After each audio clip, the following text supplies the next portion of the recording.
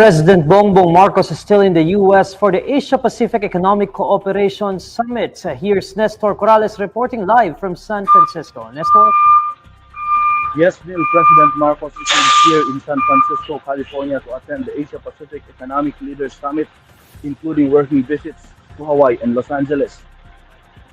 Today, the President had several engagements, including meeting with U.S. Vice President Kamala Harris and various investors in the Asia-Pacific region. During his meeting with Harris, Marcos gets a renewed commitment from the U.S. to defend the Philippines in case of an armed attack in the disputed South China Sea.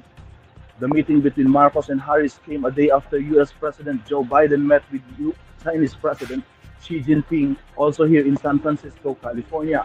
A White House statement says the U.S. stands shoulder to shoulder in defending Manila's sovereign rights and jurisdiction in the South China Sea. The commitment comes after China's repeated harassment of Filipino troops and fishermen in the South China Sea. The Philippines is a longtime military ally of the United States.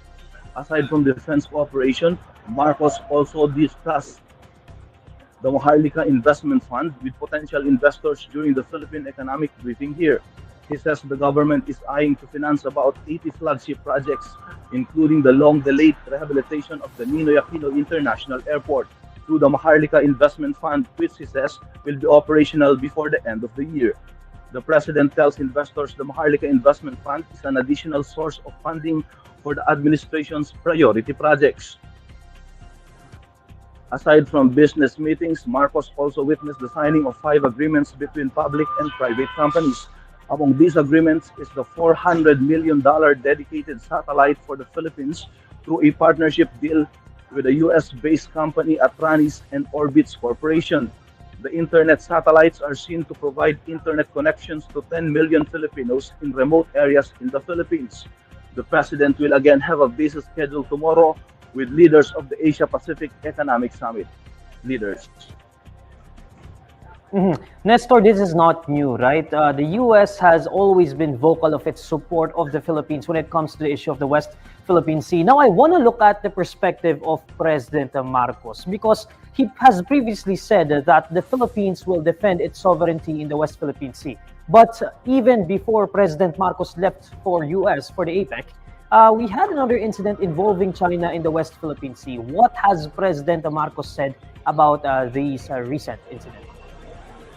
Yes, Neil, the President has said the fact that the Philippines will activate territory of the Philippines, but the President surprisingly has been silent following the recent incidents in the South China Sea. Even Malacanang has not been releasing any statements regarding these incidents. But the Department of Foreign Affairs has released a diplomatic protest against China with the water cannon incident. But that isn't the part of the Department of Foreign Affairs. You're asking about the President. The President has been silent. He has not issued any statement. He has not granted any ambush interviews to the media covering him. So definitely until now, what we know about the position of the President is his previous statements. And Nestor, from your experience covering President Marcos, this is the question I want to ask. Is President Marcos eyeing to have a more concrete approach? Or maybe the more appropriate term to use is a more aggressive approach in terms of settling the issue with China in the West Philippine Sea? Yes, Neil, there have been calls for the President to actually raise this issue to the United Nations General Assembly or to file another diplomatic protest against China. But there has been silence from Malacanang and from the President these past days if what actually is the next move of the President regarding these incidents. So as of now, what we know is we don't know the next move of the President. We don't know the next move of the government, aside that the DFA has been filing diplomatic protests against these incidents in the South China Sea. Nestor, last question. Did President Marcos meet with Chinese President Xi Jinping there in the U.S.? Because I understand that President Xi Jinping also met with U.S. President Joe Biden the other day. Yes, Neil, President Marcos is not meeting with Chinese President Xi Jinping.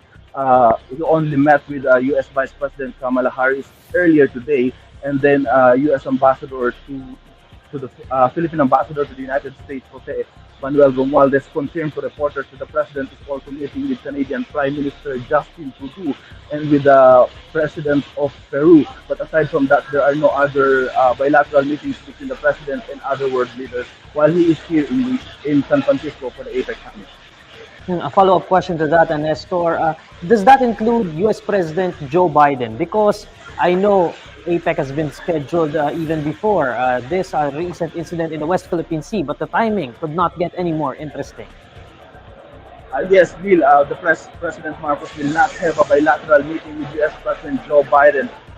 There have been reports cited that Joe Biden's schedule is busy, so it was U.S. Vice President Kamala Harris who met with the Philippine President. Thank you, Nestor. That's Nestor Corrales reporting live from San Francisco. Refusing to bow down to China's demands, the Philippines instead asks Beijing to remove its illegal structures in the West Philippine Sea. In a statement, DFA spokesperson Teresita Daza says the country calls on China to remove all illegal structures and cease its reclamations in the West Philippine Sea. She also says China should be accountable for the damages caused by these illegal activities pertaining to China's structures in Panganiban Reef, internationally known as Mischief Reef. Daza notes that Panganiban Reef is now a militarized artificial island due to China's action.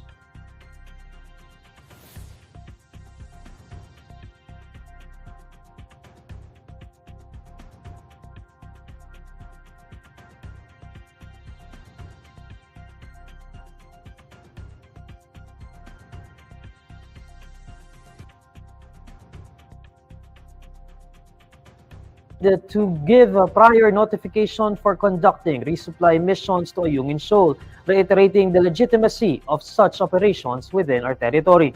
Following China's November 10 aggression in Philippine waters, Chinese Foreign Ministry spokesperson Wang Wenbin urged Manila to immediately stop making maritime provocations and tow away BRP Sierra Madre stationed in Ayungin Shoal. But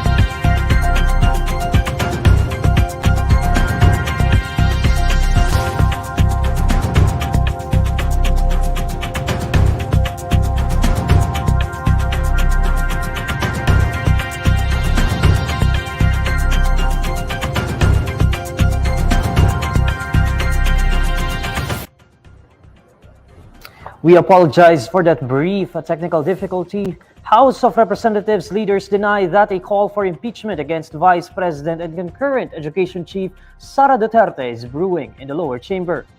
In a statement, Majority Leader Representative Manuel Jose Dalipe says rumors on the alleged plan to file an impeachment complaint against Duterte are baseless and detrimental to political unity.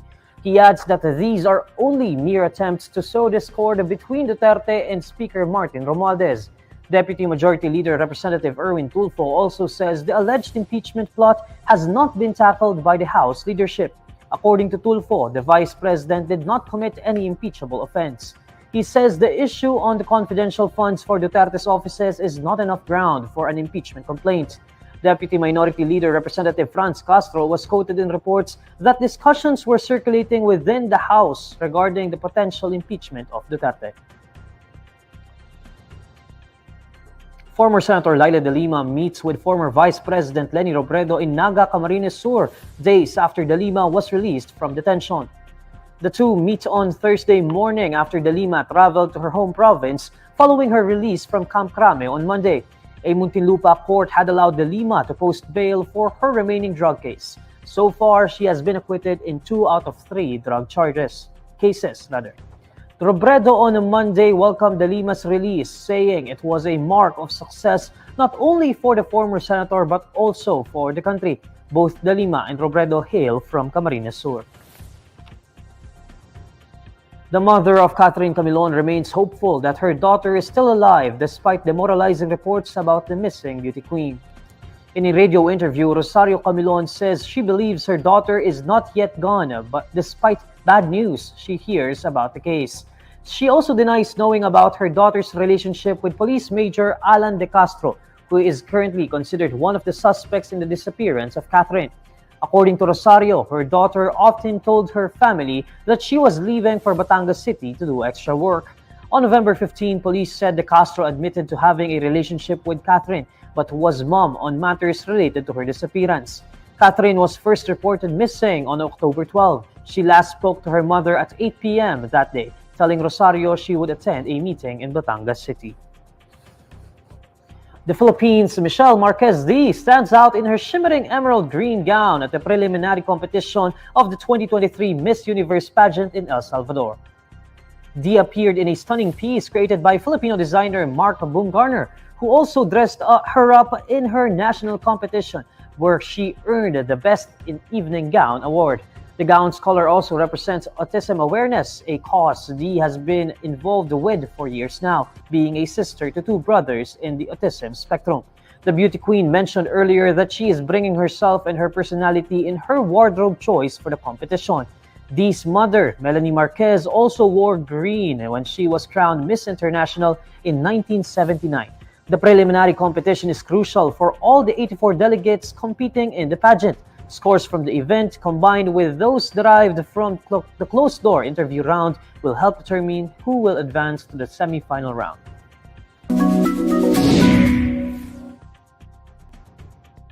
Alamin naman natin ang mainit na balita sa mundo ng showbiz. Narito ang report ni Pauline Del Rosario ng Bandera. Ready na bang magka-love life si Claudine Barreto? Yan ang inusisa ng ilang reporters sa naganap na grand press con ni Claudine recently. Aminado ang aktres na matinding trauma ang naranasan niya sa kanyang last relationship, kaya hindi na muna niya iniisip ang mga ganitong bagay.